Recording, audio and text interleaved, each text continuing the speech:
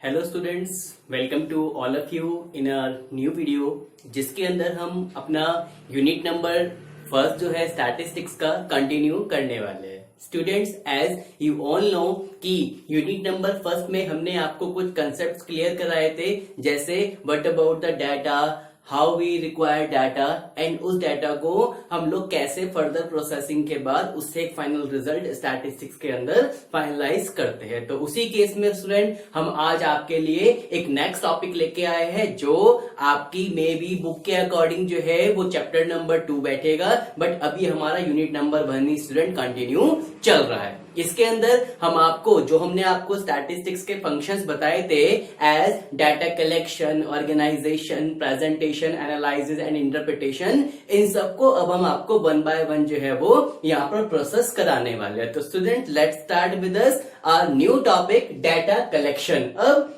As you all know कि data collection हम आपको पहले बता चुके हैं और डाटा कलेक्शन का सिंपली मीनिंग होता है स्टूडेंट एक ओरिजिनल सोर्स से डाटा को कलेक्ट करना, डाटा को इकट्ठा करना। तो let's see its meaning.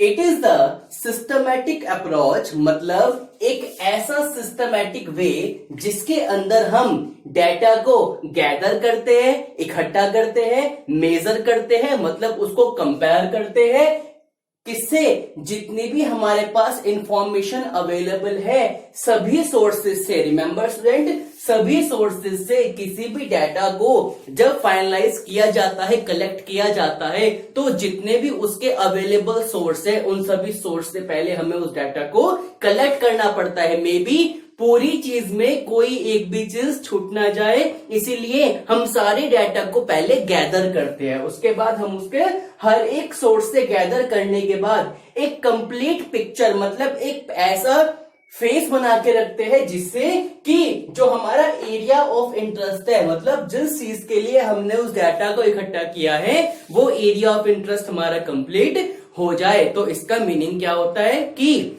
Data collection means to collect the data from various sources, जिसके अकॉर्डिंग हम अपना एरिया जो इंटरेस्ट है उसको क्लैरिफाई कर सके। स्टूडेंट, मैंने आपको एक एग्जांपल दिया था कि कैसे एक टीचर स्टूडेंट का रिकॉर्ड इकट्ठा करता है, कैसे एनएसएसओ जो है हमारी सारी पॉपुलेशन के डेमोग्राफिक कंडीशन को इकट्ठा करता है। अब हम एक एग्जांपल आपके लिए और लेके आते हैं। सपोज कीजिए गवर्नमेंट को ये पता करना है कि पूरे इंडिया के अंदर कितने ऐसे एरिया है जो इस कोरोना की प्रॉब्लम से ज्यादा इफेक्ट हुए।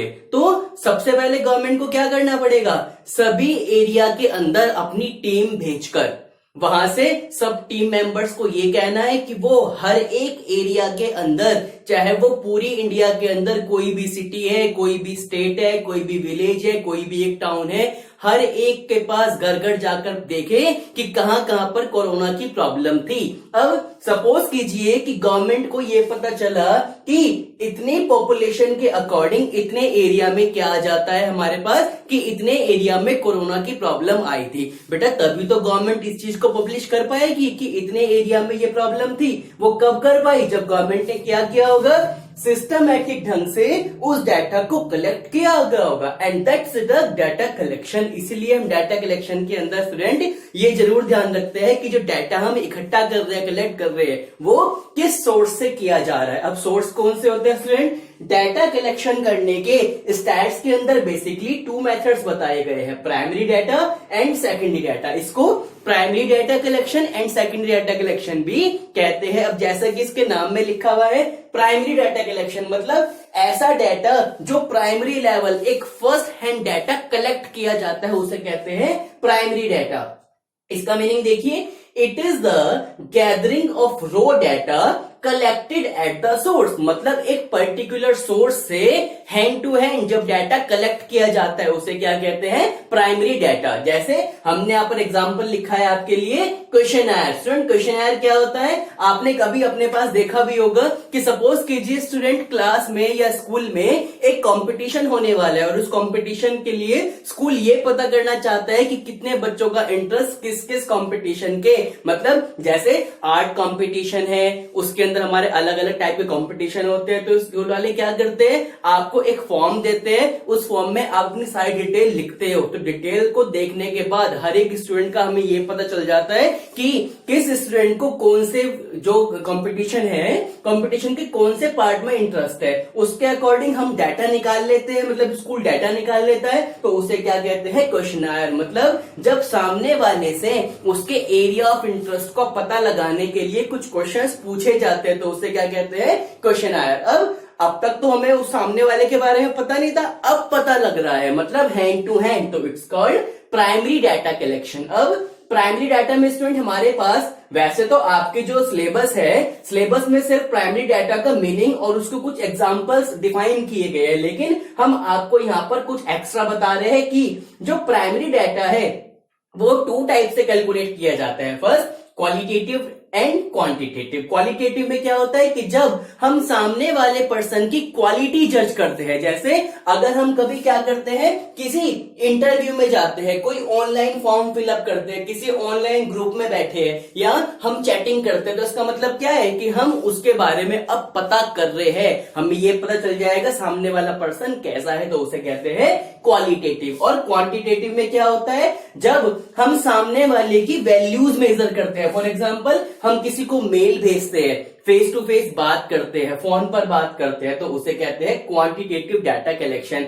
इन सारे मेथड्स को स्टूडेंट हम लोग ऐसे भी कर सकते हैं कि डायरेक्ट पर्सनल इन्वेस्टिगेशन, मतलब अगर हम सामने वाले से डायरेक्ट कोई चीज पूछे उसे कहते हैं डायरेक्ट पर्सनल इन्वेस्टिगेशन। जैसे हम फेस टू फेस कम्युनिकेशन करते हैं तो उसको डायरेक्ट पर्सनल इन्वेस्टिगेशन कहते हैं। अगर हम किसी से फोन पर बात करते हैं तो उसे इनडायरेक्ट ओरल इन्वेस्टिगेशन कहते हैं। अगर हम किसी के थ्रू कोई चीज पूछवाते हैं तो उसे हम लोग क्वेश्चनर भी कहते हैं। तो ये होता है स्टूडेंट हमारे पास कुछ प्राइमरी डाटा के मेथड्स। और सेकेंडरी डाटा क्या होता है, जब हम डाटा को कलेक्ट करते हैं लेकिन किसी न्यू सोर्स से नहीं, उस सोर्स से जो ऑलरेडी अवेलेबल है उसे कहते हैं सेकेंडरी। नाम से क्लियर है, सेकंड पर। सपोज कीजिए हमें ये पता करना है कि, एक एग्जांपल लेते हैं कि अगर आपने स्टूडेंट एक एस्से लिखना है और एस्से लिखना है पॉवर्टी, गरीबी के ऊपर, तो आप क्या करोगे, सबसे इधर उधर से किताबें उठाओगे, मैगजीन उठाओगे, न्यूज़पेपर उठाओगे, इंटरनेट की हेल्प लोगे। तो इन सब में पॉवर्टी के ऊपर डाटा अवेलेबल है। आपने क्या करा,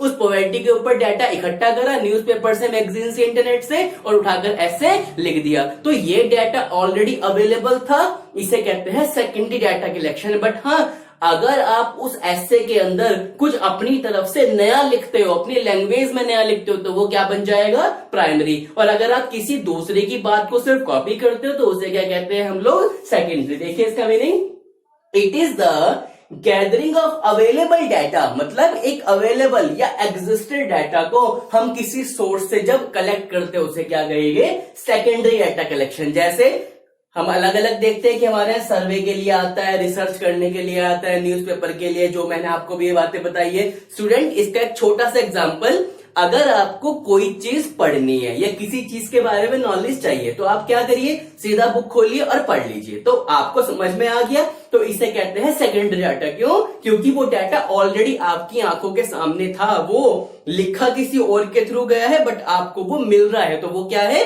सेकेंडरी। बट हाँ, अगर आप उसी टॉपिक के बारे में अपने मन से, मतलब अपनी नॉलेज के, अपने स्किल्स के अकॉर्डिंग कुछ लिखते हो तो उसे क्या बन जाएगा, वो प्राइमरी। तो मुझे उम्मीद है स्टूडेंट कि आपको ये प्राइमरी और सेकेंडरी में क्लियरेंस दोनों में हो गई होगी कि क्या प्राइमरी डाटा होता है and what about secondary data. तब तक के लिए स्टूडेंट आप इस हमारे इस वाले यूनिट को पढ़िए, अपनी बुक फॉलो कीजिए, इसकी तुरंत जैसे नेक्स्ट वीडियो आएगी हम आपको भेज देंगे। और अगर आपको डाटा कलेक्शन अभी स्टूडेंट कोई प्रॉब्लम है तो आप इसके लिए हमारी प्रीवियस वीडियो को जरूर देखें। तब तक के लिए